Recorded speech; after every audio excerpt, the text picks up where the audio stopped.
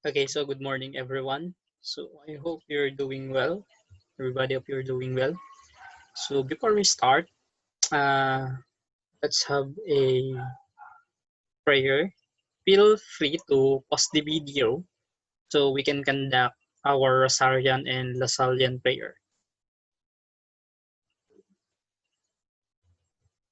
Okay, so again, good morning.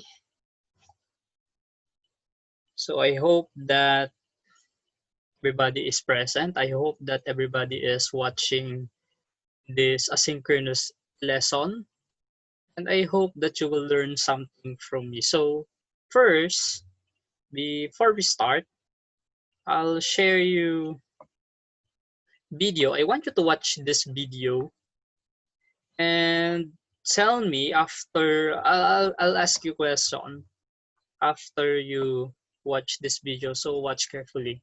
So let's listen.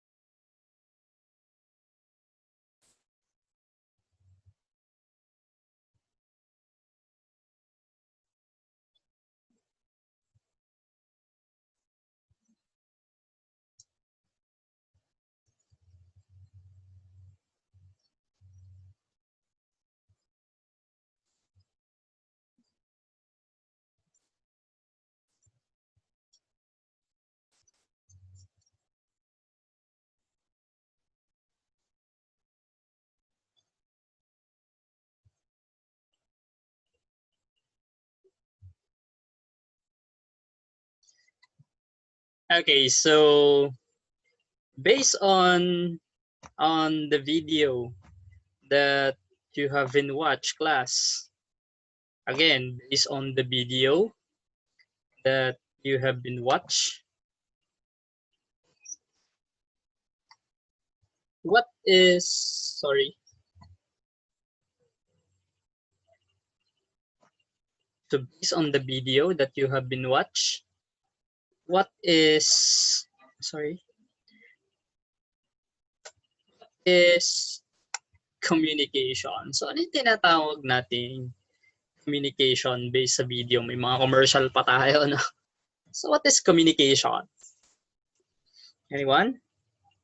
Of course, walang sasagot. Ako lang mag-isa dito. So maybe you can say that communication is a, you know, sending information to one person, or communication is important because we cannot evolve who we are now if we do not communicate. So that's how important communication. But the question is, what is communication? Is there any one of you says or says that communication is a conveying ideas? And you're correct. Does any one of you think that communication is a process? Then you're correct. Okay, what does communication really mean? So ano talaga ibig sabihin yung tinatawag nating communication? So based on the definition, communication is a process of sharing and conveying messages or information from person to another within and across channels, context, media, and culture. So isa-isahin natin to. Ano ba talaga yung tinatawag nating komunikasyon? Ano yan? So communication is a process. Isa siyang proseso. Process of what? Process of sharing and conveying. Ano yung sinishare natin? Or yung no-convey natin? Those are, here, information. Yun yung sinishare natin. Yun yung kino-convey natin. The information. So ano yung mga information na to? What are this information? Maybe it is your thoughts, kung ano yung iniisip mo, your ideas, your feelings you're conveying to other. So after we convey or we share those information, paano siya makakatawid or how this information will pass through in some barriers, paano siya makakapunta dun sa isang tao in a form of channels, in a form of channels or medium. Okay? So yung tinatawag nating communication, it is a process. So we have two types ng communication, class. If I were you, I will take down notes. So first is verbal communication. Then next is non-verbal communication. So pag-usapan natin yung mga verbal communication na yan at non-verbal communication na yan kasi meron pa rin silang types. So we have first is yung pinakaibabaw natin is communication. Then nahati siya sa dalawa. We have verbal communication and non-verbal communication. By its word, we can say that verbal communication is yung mga sinasalita, right? Like what I'm doing right now. So nagsasalita ako. We can say that this is kind of verbal communication. Pero ano pa yung isa? When we say non-verbal communication, this one, maybe ito yung nakita natin kanina na hindi na ipasa ng tama according sa video. Right? So that is non-verbal communication. Di man sila nagsasalita kanina eh. They're just doing action and passing those action to one person to another. So we can say that that is a communication process. So let's talk about verbal communication. Ano ba yung uri ng tinatawag nating verbal communications? First, we have written and oral communication. When we say written, the mga nakasulat. So don't get wrong, class. Don't get me wrong. So baka ang isipin nyo lang is yung nakasulat or yung written words na naiintindihan niyo. For example, yung ating alphabet or yung English alphabet or yung abacada. And how about hieroglyphics, the Egyptian scriptures? So those are the types of written communication. And let's go to oral. Ano yung tinatawag nating oral communication? Okay. Oral communication is yung sinasalita natin, yung nagpo-produce ka ng sound. So tawag natin sa sinasalita ko ngayon is Tagalog and English. That is oral communication. What else? Bisaya, Nihongo, Hangul. So those are the examples of oral communication. Okay? So let's go to nonverbal communication. Ano ba 'to yung tinatawag nating nonverbal communication? So we have 6 types of nonverbal communication. So first is sign. Okay. If you're driving, actually class, if you're driving and you see these signs, what will you do? Okay, correct. If you say stop, then that is correct. And you know, class, if you see this symbol, or I mean this sign is passing you or giving you some warning or information that you should stop, even though that the word stop is not written in this sign. Okay. Next, the symbols. So as you can see in these symbols, so this is a comfort room symbols for boys and for girls. So alam mo kung saan ka pupunta based on your gender and based on the symbols. Wala namang salita sa iyo dyan, right? So as you look on the symbols giving you some information, dapat dito ka magpunta. Even though hindi siya nagsasalita or even though hindi siya form ng tinatawag nating verbal communication. Kahit walang nakasulat na text dyan or walang recorded na voice, alam mo pa rin because symbols is type of nonverbal communication. So next, let's go to colors. So that's color giving you an information. Yes. If you see your classmate wearing a red color t-shirt, so some of you may assume na, uy, happy birthday. So right? Color give meaning. Okay? If you see men or a guy wearing a pink shirt, some of you may think, you know what I mean. Okay? Next is gestures. What is gestures? Gestures, normally this is an involuntary movement that giving you some information. Sometimes kahit hindi ka nagsasalita, nakukuha ng mga, you know, what I'm doing right now is gestures. Oy, saan ka? Saan po ba dito yung CR? So tuturo mo lang or, you know, that is gestures. Okay? And actually class, itong gestures in CIA, NVI, and what else, yung mga investigative na department ng isang gobyerno, gestures is an really important, you know, signs. Nagsasabi ba ng totoo yung isang tao o yung iniimbestigahan nila? You know it through gestures.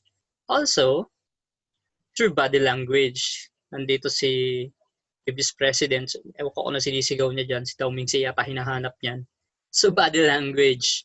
Even though sometimes nire-read mo lang yung lips niya, diba? Right? And then because of his or her body language, naiintindihan mo kung ano yung ibig sabihin niya. So body language is type of non-verbal communication. Huwag kayong maliligaw, class. We're just talking here kinds or types of non-verbal communication. So lastly, we have facial expression. Ang saya-saya ni Sec Nelo here. I mean, ni Sec Roque here. Even though, di ba, hindi siya nagsasabi na masaya siya, we can perceive that he is happy because of his facial expression. Okay? So let's continue. So again, let's have a review for the types of nonverbal communication. We have signs, symbols, colors, gestures, body language, and facial expression. Okay, next. So nasagot na yata natin to kanina, no? Is communication a process? So actually nasa definition siya, communication is a process. Kanina yung pinakita ko sa inyo. My question is why? Why communication is a process? So I have communication model here. Okay? Can someone explain to me what does this model mean? So this model actually prove that communication is a process. So ano yung ginagawa ng sender? Sender, what the sender does? Ano yung ginagawa niya? So based on here, the sender is encoding. And what is encoding? Ano yung ini-encode ng ating sender? Okay? If you think that this encoding is some feelings, thoughts, ideas, then you're right. Because sender is encoding his feeling, thoughts, or idea, or should I say, information. Yun yung ginagawa ng sender natin. He is or she is, based on this model, she is encoding information, and that information are not being sent yet receiver. Hindi pa siya nakakarating sa receiver. Okay? Paano siya makakarating sa receiver? Through channel here. Through channel or medium. Yung tinatawag nating channel. So ipapasa niya yung information, yung na-encode niyang information or thoughts, feelings, ideas through channel. So we can say that our channel is just like basket at ilalagay dun yung information para maibigay mo siya dun sa ating receiver. Okay? After the receiver na makuha yung information, so what will happen? He will decode the information. Sa madaling salita, iintindihin niya pa yung information. Let's go back to the video. Okay? So, yung sender ay meron siyang nung ibinigay, nung nakita niya yung nag-start ng action, kailangan kasi gayahin niya yun, right? So, yun ay send or in-encode kung ano yung dapat na ipasang action.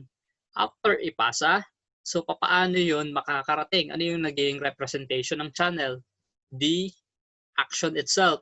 So dahil nagkakaroon siya ng, non-verbal communication, so then the receiver received the information or the action, then he decodes it. In what way? Gagayahin niya yun. I-memorize niya yung action na yun. So after he decodes it, ipapasa niya yun ulit. Alright, magkakaroon ulit ng cycle. But the problem is, hindi na de-decode ng ayos yung information or yung data. Right? Yung feelings or your thoughts. So habang papasa siya ng papasa, palabo ng palabo yung decoding. Kasi yun yung nangyari sa napanood nating video kanina. So in a normal communication, we have sender, meron siyang naiisip, meron siyang gustong ipasang information, ipapasa niya yun through channel or medium, papunta sa receiver, then the receiver will decode it, and then after he decode it, magpapalit ulit sila ng pwesto, magkakaroon ka ng feedback. And sometimes, merong hindrances dun sa feedback na yon, so, or sa pagpasa ng information na yun, and those are noises. Halimbawa, maingay yung paligid, hindi masyadong marinig, or some other kinds. Okay? So, yun yung ating communication channel. If I'm not mistaken, this is SRAM communication model. Okay? So, let's continue.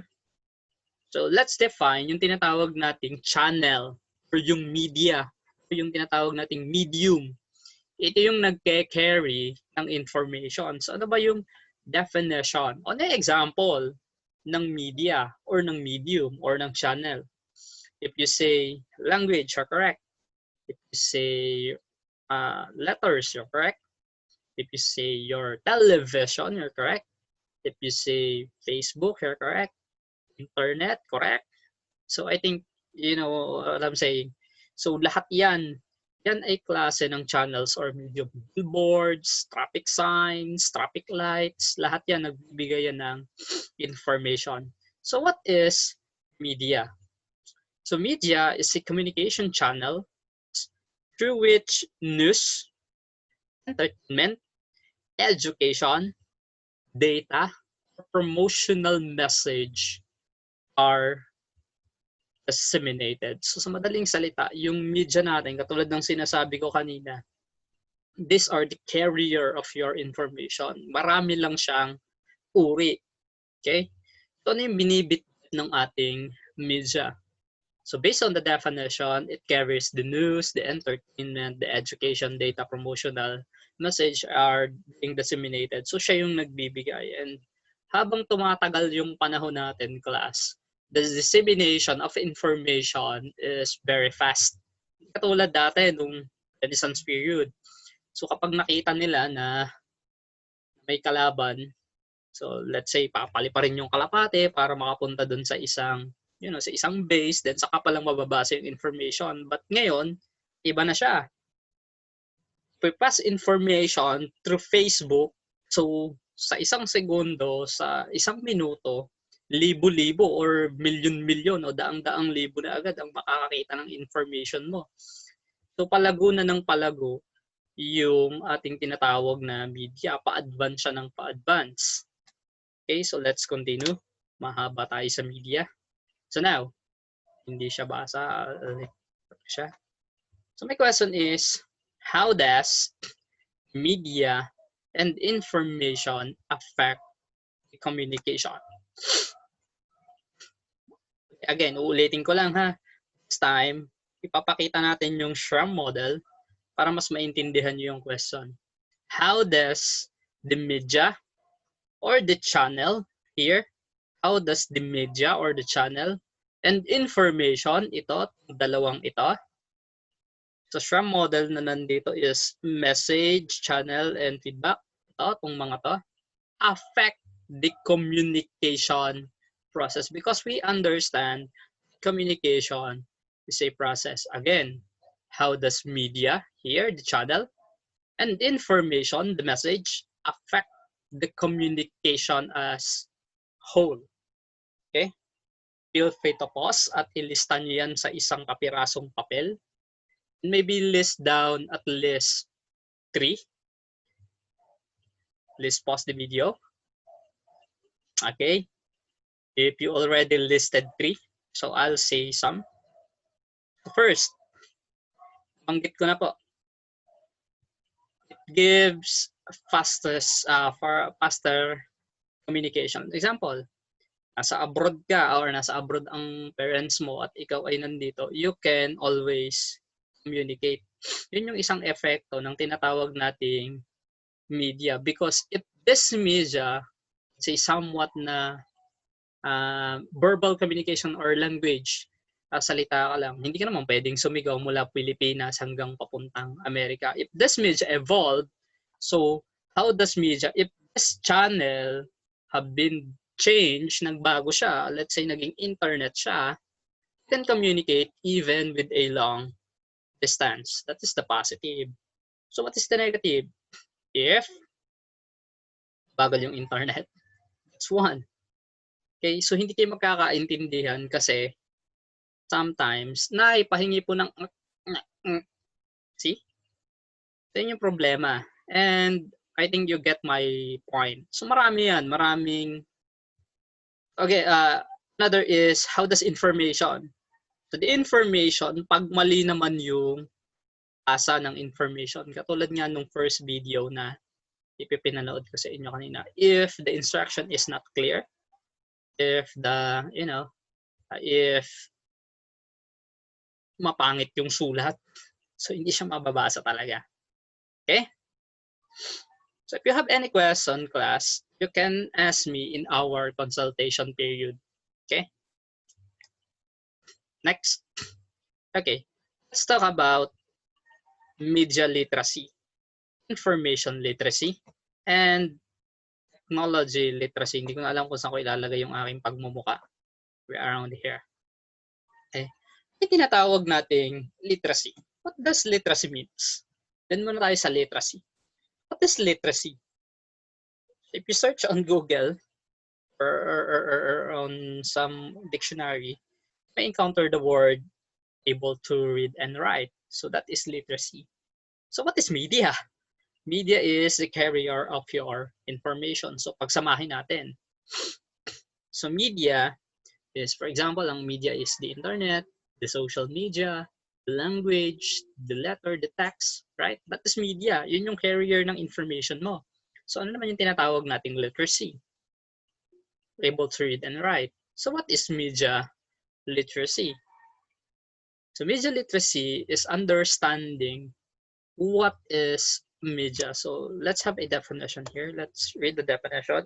So what is media literacy?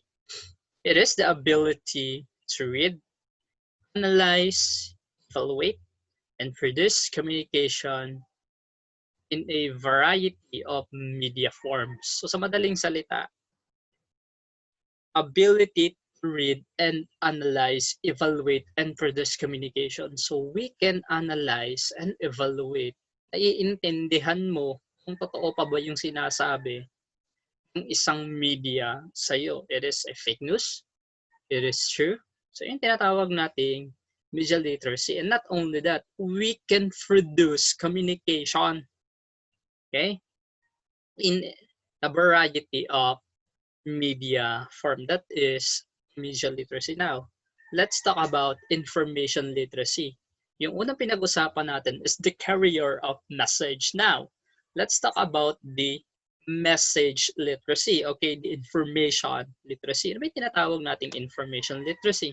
It is the ability to recognize when information is needed to locate, evaluate, effectively use, and communicate communication in a various formats. So if we say information literacy, we can understand how to use those information for our advantage. Okay? Ganun lang siya kasimple. We can effectively use and communicate communication in various formats. That is information literacy. Next is technology literacy. Ability to use technology communication tools or network to locate, evaluate, use, and create information. Pasimplehin na lang natin. When we say technology literacy, you know how to use technology. Ganun lang siya simple. Marunong kang gumamit ng cellphone, you're technology literate. Marunong kang gumamit ng laptop, you're technology literate. Okay. If you can see class, nag-overlap yung tatlong yan because ability to read, analyze, evaluate, and produce, this is media literacy. Produce, communicate in variety of media format. You can create or produce media format in media literacy. Paano kung gagamit ka ng technology to produce media literacy? For example, magpo-produce ka ng content through laptop, and that is technology literacy. Okay? So nag-overlap silang tatlo lang. Ganun yan. Okay? So pag may question po ay may consultation period tayo. So doon na lang sasagutin yung ibang tanong. Okay, so we have worksheet number 1 here. I want you to pause this video. Then this is Venn diagram pala, class. Venn diagram. Ano nakasulat sa Venn diagram? So media literacy is around this circle and information literacy is around this circle. So please, may definition na tayo ng media literacy, may definition tayo ng information literacy. I want you to fill this overlap circle here, itong space na to, and write the overlap definition between, the similarities between media literacy and information literacy. Ano pinagkakatulad nilang dalawa? Okay? Around here, meron din yung pagkakatulad si media literacy and technology literacy. Around here, right? Okay. Around here, si information literacy and technology literacy. And around here, yung pagkakatulad nilang tatlo. Here is your rubric. Okay. So correct placement of information, 5 points. By the way, this is recorded. So I want you to answer this in separate paper. Take a photo or took a photo of your activity. Kung tapos na kayo, pakilagay po yung pangalan, section. Okay.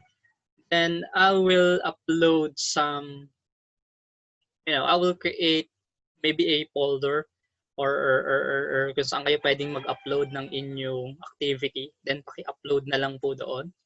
The format of your name should surname first. Paki-name po ng pangalan yung file. So I mean paki-name ng surname, first name, then middle name. So example is ang apelyido ko ay Almuestro, Eddie. Okay? Ganun dapat ang pangalan. At paki-upload na lamang po. So as you can see, pass within due date. So may minus po kapag late yung pasa nyo. And your due date is until say tomorrow. Until tomorrow. So kailangan may pasa nyo na po yan within tomorrow. Okay? So please pause the video. Pakisagutan po muna before we continue. Maybe around 5 to 10 minutes tapos na po kayo kung paano ang gagawin. So please pause the video first. Okay. I think you're already done sa pagsasagot. Very good. Nice work. Good job. So let's continue our discussion. So let's define media and information literacy. So ano itong media and information literacy, which is my subject? As you can see, class, if I go back to presentation, media, information, technology, yung nasa gitna is MIL or media and information literacy. And based on UNESCO 2013, what is media information literacy? It refers to the essential competencies, knowledge, skills, and attitude that allow citizens to engage with media and other information providers effectively and develop critical thinking and lifelong learning skill for socializing and becoming active citizen. So, ito yung definition ng tinatawag nating UNESCO. This is an international body, meaning international organization. So, pasisimplehin ko na lang para sa inyo. This is my own definition. So, what is MIL or Media Information Literacy? Media Information Literacy is just questioning what you see on media. Ganun lang siya kasimple. Tama ba yung nakikita ko sa media? I'll give you some classic examples. What you have read in social media is not all true. Baka merong fake news na tinatawag. How many people have been died in social media and yet hindi naman pala sila namatay? So ano nangyayari? So nagkakaroon ng chain reaction, hindi pa confirm yung information sometimes ipapasa na agad or i-share na agad and mapipinsala yung naging biktima. Parang aso na lang yata ng kapitbahay namin yung hindi namamatay sa social media. So ganun siya. Kukwestiyonin natin. So another one, tama pa ba yung sinasabi ng DepEd or ng undersecretary natin or some statements being said on media? Are you sure that the hang the face shield is nagkakaubusan? So may kinalaban ba yung social media kapag tumataas o natitriple yung presyo ng isang bagay? So it was fabricated law of supply and demand. It has been created in social media at pwede kang makasira ng buhay using social media. So if you're media information literate, you can avoid those things. Classic example again, OOTD. So what are the information that you're giving if you post OOTD? Simple lang po. Nagpo-post ka ba ng OOTD na pangit ang damit mo? Of course not. So you're saying to the public that you're rich and you have so many beautiful dresses, beautiful shirt, beautiful watches, and you're just inviting them, oy, hold upin nyo ko, marami akong pera, something like that. So it may give some information. Eh, hindi naman nila alam ang bahay namin, sir. Are you sure? You're actually giving so much information on social media. Kahit nga yata pagkagising mo, magpipicture ka, then post sa social media. So do you know what is hashtag ATM? So at the moment. So sinasabi mo kung nasaan ka. Alam nila ang address mo, right? Why? Because it's been written on the social media. Your contact information, your middle name. Kahit nga yata pangalan ng aso mo nakasulat doon sa social media. Okay? Again, social media is a war zone. If you do not know how to navigate to those war zone, patay tayo. Malaki problema natin. Okay? So I think so much for this. So next time na mag-meet tayo in synchronous class, so maybe I can discuss. Kasi nakakaumay naman makinig kapag tayo ay asynchronous dahil hindi ko kayo nahaharap. So let's continue. Humahaba tayo. So in your own word, what is media and information literacy?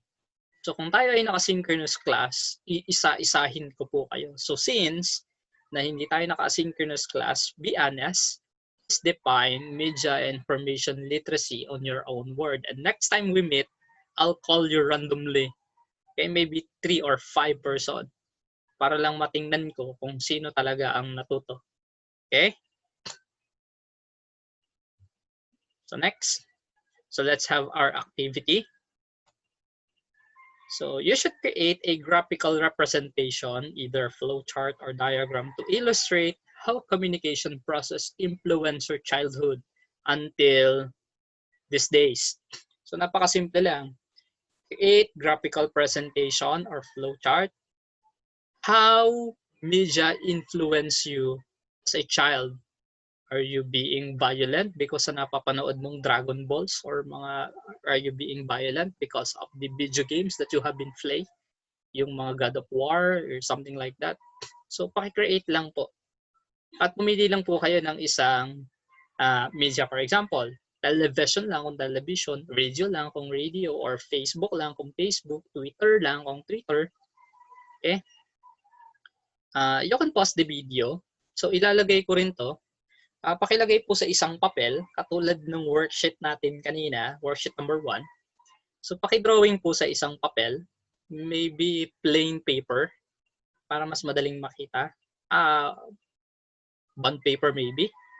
So paki-picturean, then maglalagay din po ako ng, folder where you can upload this. So here's your rubric. Paano natin g-gradean po yon. So ililipat ko lang ito. Aking paste. So if your diagram is easy to follow, so you have points, appropriate use of diagram, kung tama yung pagkakalagay or maganda yung pagkakagamit sa diagram, so 5 points. So pag malinis ang gawa, walang bura-bura, so 3 points. At kapag pinasa sa oras, points.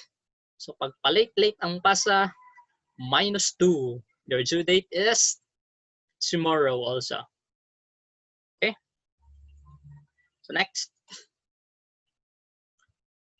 Tapos na pala. Thank you for your listening. Hopefully, do understand yung mga diniscuss ko ngayon. And again, if you have any question, you can call me or text me on our consultation date. I'll give you already my, number, and you can email me here in Schoology. So, see you around. See you on our next class. Ciao! Bye-bye!